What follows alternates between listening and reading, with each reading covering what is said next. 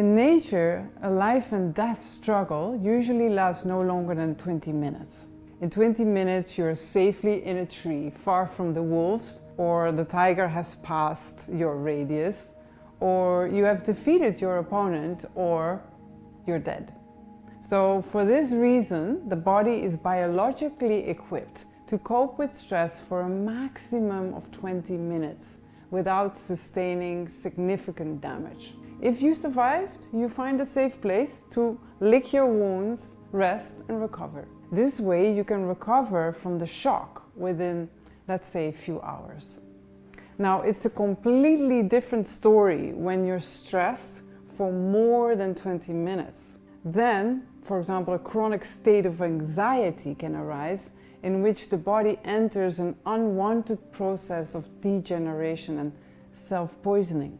Waste products and chemicals released from the adrenal glands accumulate, and body functions such as digestion, cell renewal, waste removal, they are put on hold so that you have more energy to survive. Basically, the kidneys are slowly but surely emptied.